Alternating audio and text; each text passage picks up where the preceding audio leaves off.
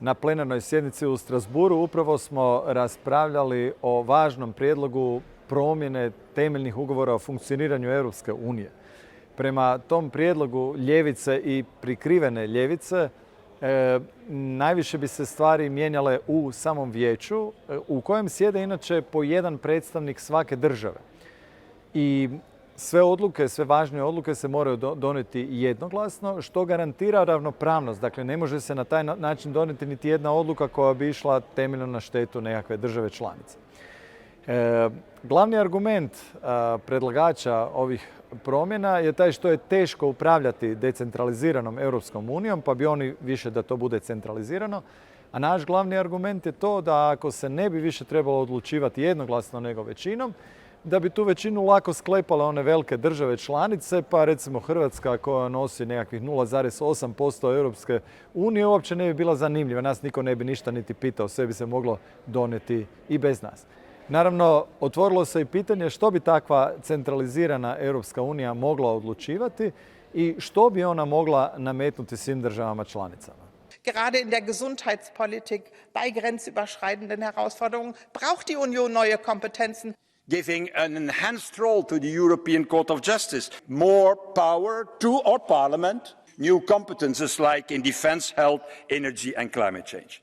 Nos droits sexuels et reproductifs doivent être un sujet d'intérêt européen. È urgente costruire e rafforzare le competenze dell'Unione. Naravno, bilo je nas koji smo zastupali drugačija stajališta i iznosili drugačije argumente. One is reminded of a well-known story about Dr. Frankenstein, who wanted to create a perfect being and instead he created a monster. Że będzie szanowała państwa członkowskie, szanowała różnorodność i budowała jedność w tej różnorodności.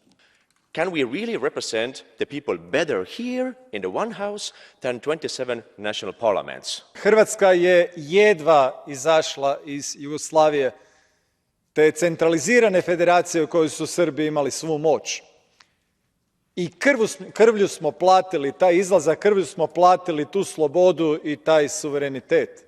U Europsku uniju smo ušli zato što je to zajednica ravnopravnih i suverenih nacionalnih država.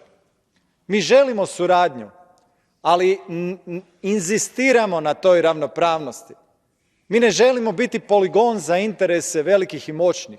Zar vam nije dosta to što je 400.000 Hrvata otišlo raditi u te velike i moćne države članice? Sad biste željeli upravljati onima koji su ostali u Hrvatskoj. Učinkovite europske centralizirana tijela, kažete. Pa pogledajte malo tu oligarhiju koja je izvan demokratske kontrole i njihove rezultate. Ponovno se uvode kontrole na unutarnjim granicama. Europom marširaju ljudi koji se protive demokraciji i kršćanstvu i našem načinu života. Dakle, eurocentralisti vode Europsku uniju u propast. Je vous mets au défi d'organiser des référendums nationaux sur la question. Dakle, s jedne strane imamo eurocentraliste koji očito sebi žele uzeti što više moći odlučivanja i tu moć odmaknuti što više od građana, jer oni ipak smatraju da su oni najpametniji, da su ljudi ovce koji ništa ne kuže, oni njih mogu izmanipulirati preko medija i tako dalje.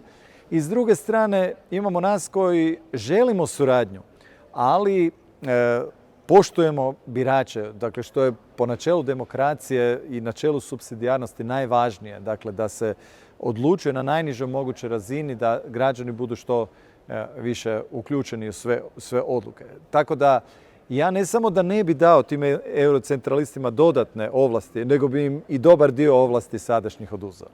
I dobra vijest na kraju, potpisnici europskih ugovora su države članice, pa će ključnu riječ u tim promjenama ponovno imati države članice u vijeću, a tamo je već 10-ak država reklo da je protiv ovih nerazumnih promjena.